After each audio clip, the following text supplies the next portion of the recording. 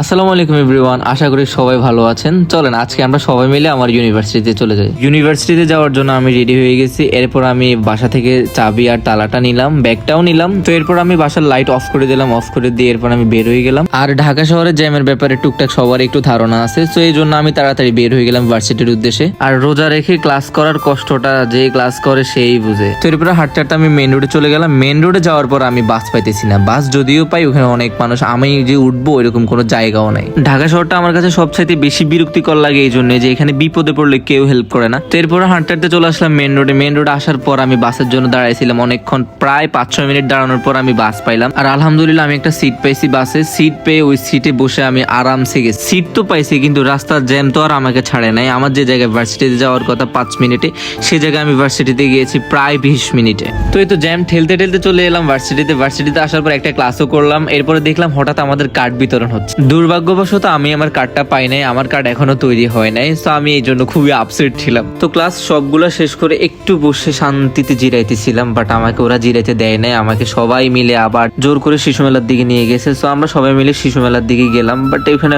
তেমন কিছু আমি দেখলাম না কেনার মতো, এই জন্য আর কিছু কিনে নেই। আমি কিনে নাই তাতে কি হয়েছে, তারা সবাই কিছু না কিছু কিনছে। ভাই আমি তাদের মতো এত বড় লোক না, রিচ কিটো না। এবার হাঁটতে হাঁটতে আমরা সবাই চলে গেলাম বাসের জন্য, কিন্তু বাস একটাও পাই না। আর জ্যামের অবস্থা দেখে ভাই আমার অবস্থা আরো খারাপ। আল্লাহর অশেষ রহমতে একটা বাস পাই। বাস পাওয়ার 45 মিনিট পর এসে পৌঁছায় আমি বাসাতে আসার পর আমি টায়ার্ড, আমার কথা বলার আর বিন্দু মাত্র ইচ্ছা নাই। দেখা হবে নেক্সট ভিডিওতে। সবাই ভালো থাকবেন, সুস্থ থাকবেন, আল্লাহ হাফেজ।